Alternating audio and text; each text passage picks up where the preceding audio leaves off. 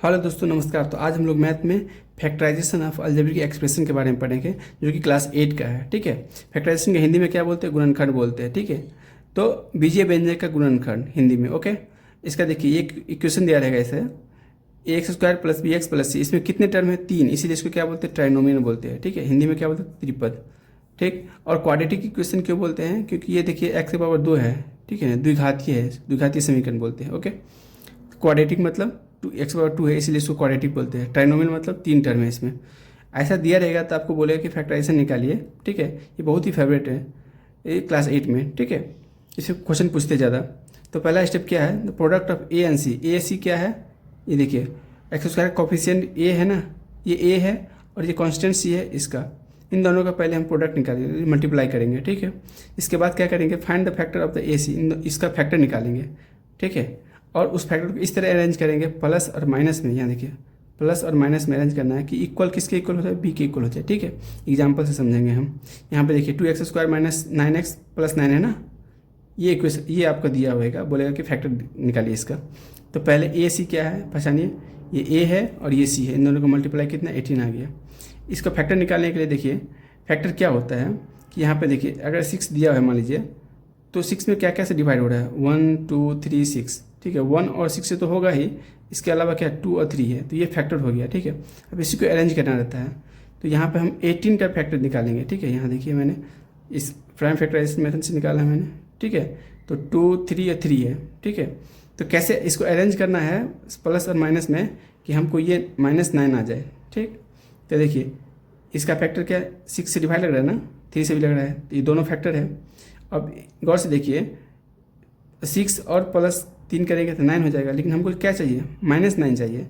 तो -6 और -3 करेंगे तो कितना हो जाएगा? -9 आ जाएगा ना, यही रखना है। तो हमने यहाँ क्या क्या वही किया है।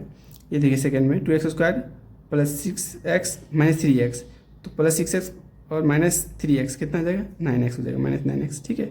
और +9 ये आ गया। हम इन दोनों में कॉमन लेंगे, 2x कॉमन है, x - 3। ठीक है। और -3, इसमें क्या बच गया? x बच गया, और यहाँ क्या बच गया? -3। अब बोलेंगे सर यहाँ प्लस या माइनस कैसे आ गया? तो आप देखिए, क्रॉस वेरीफाई करिए, इसको ऊपर चेक करना है तो इसको मल्टीप्लाई करिए। एक बार देखिए, -3 और x से मल्टीप्लाई कितना आ जाएगा? -3x आ जाएगा। फिर -3 है और -9 है, कितना? 3 3 9 हो जाएगा ना, और माइनस माइनस क्या होता है? प्लस हो जाएगा। तो आ गया ना, ये सही है। ठीक है। अब इन दोनों में क्या कॉमन है? तो देखिए, दोनों ब्रैकेट सेम होना चाहिए, याद रखिए, है ना। आपको जब सॉल्व करते हैं ना, तो स्टेप बाय स्टेप आप गलत करेंगे सही, आपको पकड़ में आ जाता है। ठीक है। तो यहाँ देखिए, ब्रैकेट सेम है। ठीक है। तो x - 3 x - 3 दोनों में कॉमन है, तो कॉमन हो गया। बचा क्या? इसमें 2x और -3 बच गया, ये आपका फैक्टर हो गया। ठीक है। किसका? इतना का ये फैक्टर हो गया। सेकेंड एग्जाम्पल देखिए कि 2x² + 5x - 8 है। ठीक है।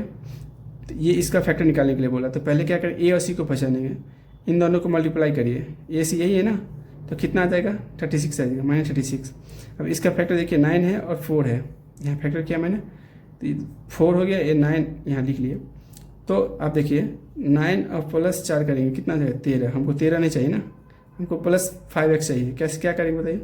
9 - 4 करेंगे तो कितना? 5 आ जाएगा ना प्लस में। तो वही किया मैंने, +9x - 4x, इसको अरेंज किया, इतना आ जाएगा। ठीक है। और ये 18 को इसे जैसा कहे वैसा ही रहेगा। ठीक है। इन दोनों में क्या कॉमन है?